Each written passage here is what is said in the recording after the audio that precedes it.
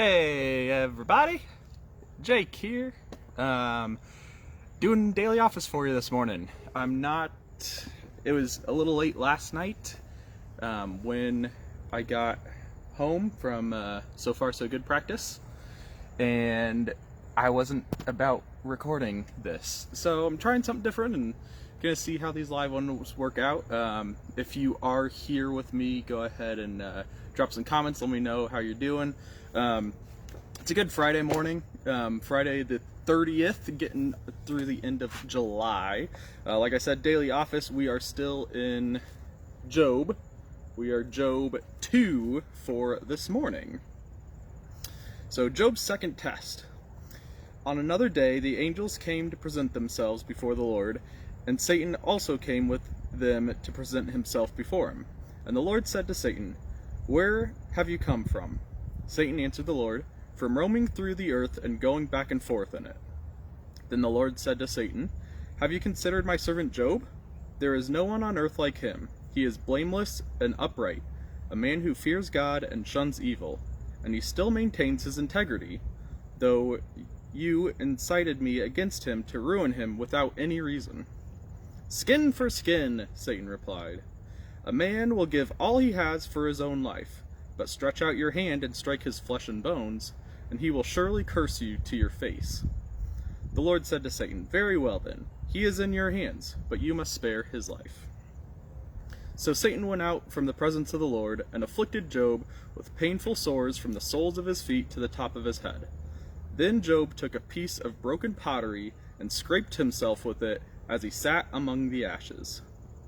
His wife said to him, "Are you still holding on to your integrity? Curse God and die." He replied, "You are talking like a foolish woman. Shall we accept good from God and not trouble?" In all this, Job did not sin in what he said. When Job's three friends, Eliphaz the Temanite, Bildad the Shuhite, and Zophar the Naamathite, heard about all the troubles that had come upon him, they set out from their homes and met together by agreement to go and sympathize with him and comfort him.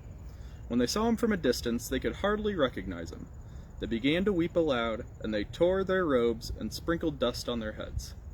Then they sat on the ground with him for 7 days and 7 nights. No one said a word to him, because they saw how great his suffering was. So, that's the one for today. Good morning, Kelly, Phyllis, Tina, Andy. Thanks for joining in here. So in the reading for today, Job, we all know Job, he's struggling. Poor Job always gets the short end of the stick. But I mean, there's a crucial part in it when his wife says, go ahead and curse God and just be done with it. Like, there's no point in this suffering for you. But Job, the very godly man he is, he spoke some very wise words. Shall we accept good from God and not trouble? And I'm thinking, that has really stuck out to me. I'm thinking in society today, it's so much easier to just put blame on somebody else, to not accept responsibility. And it's hard to just know you got to take the good and you got to take the bad. It's very difficult. And kudos to Job. I mean, he's like, no, I'm riding through this storm. So it's so easy for us to give up when things are bad. But when things are good, we ride that wave. I don't know, what do you guys think? I feel like it's very much applicable to today's life, But then, his three friends show up too, and they don't give him any advice or anything. They just say, show up, sympathize with him, and just sit and be. As a society, we all too often try to fix things when something's broken. But we don't need to always fix it. We need to put things in God's in God's hands. We need to trust that He's going to provide, to be there with us, to see us through. And sometimes we just need to sit. Trust. Yeah. Faith. Trust and faith. I talked to Kurt several months ago, and I'm like, I feel like when things go bad, it's just, I have this way about me where it's just, things are gonna see themselves through, and I just trust that it's gonna be alright. And he's like, that, sir, is faith. And it's okay to, in reality, it's okay if our faith kind of wanders every once in a while. I'm a realist and realize that, even though I think that most times everything's going to be great and happy and hunky-dory, but there are going to be some times when, life just flat out sucks, and it's hard to see the light at the end of the tunnel.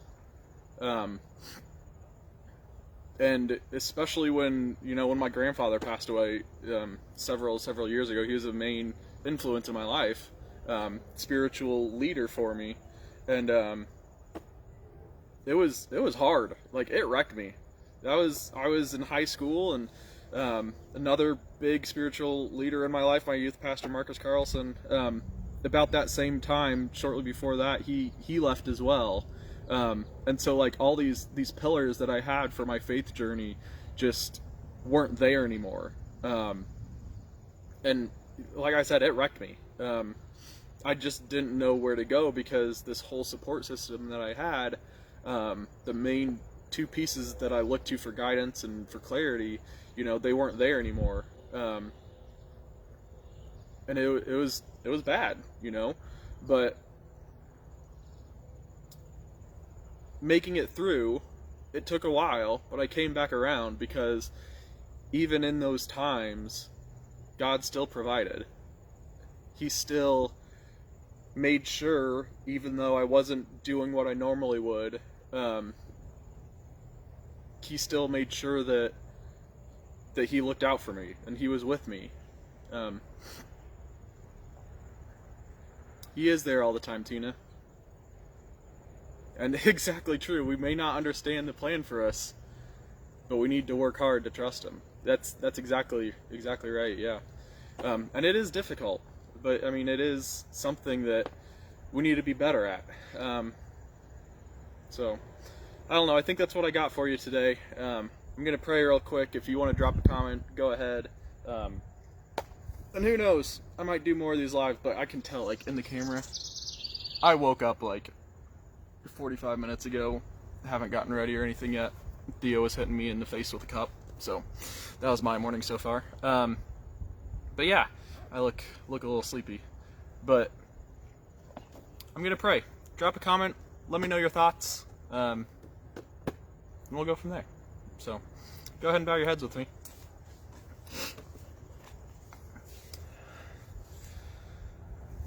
Lord, thank you for a new day. Thank you for a new opportunity to prove to you that we can trust you with our whole hearts. It's hard. Life is hard. There are trials, tribulations. There are times when we can't see the light ahead of us. But Lord, I pray that you let us know that, let us realize that you are always with us, even when it seems like you're not. That through the bad times, it makes us a stronger person, makes us stronger people, and that it's okay to stew in the uncertainty of life, because that's how we get formed as people. Lord, I pray that if we know somebody who's struggling, that you give us the wherewithal so that we can be a guiding light for them and not try to fix things. You are the fixer. Sometimes people just need someone to sit and just be with them. Lord, I pray that you give us the wisdom to find those times where people need advice, to give advice, but where people just need us to sit and be. In your name we pray. Amen. Thank you, Phyllis.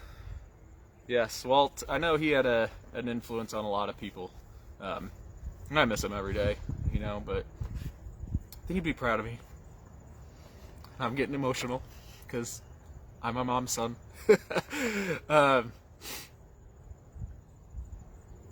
Yeah, Andy, definitely true. There's no place in the Bible. People are commenting, which I love. Thank you.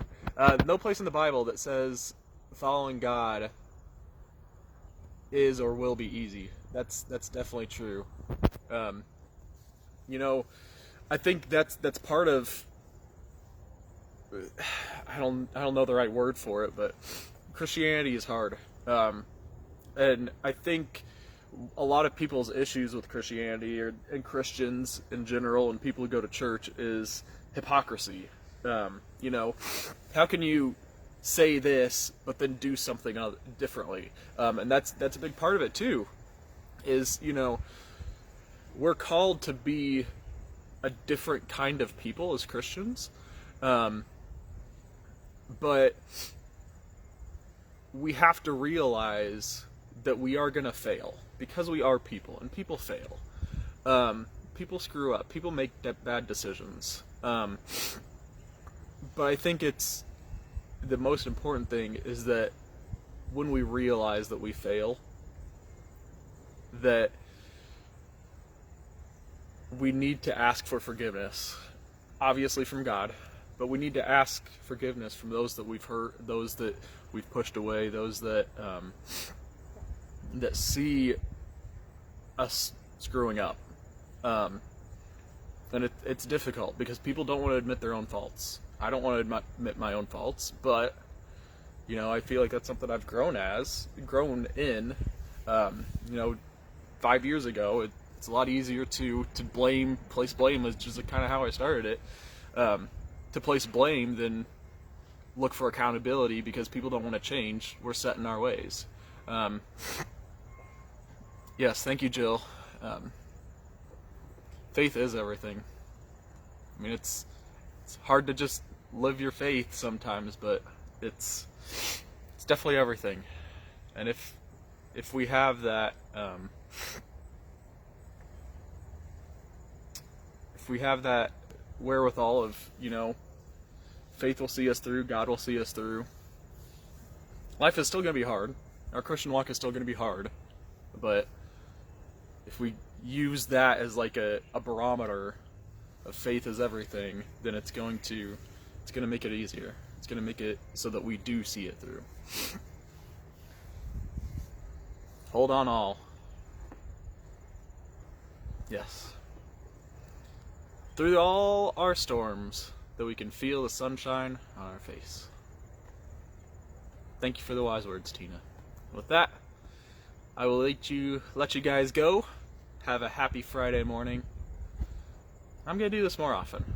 I love these. I love all your comments. Keep engaging. Have a great day, everybody. Peace.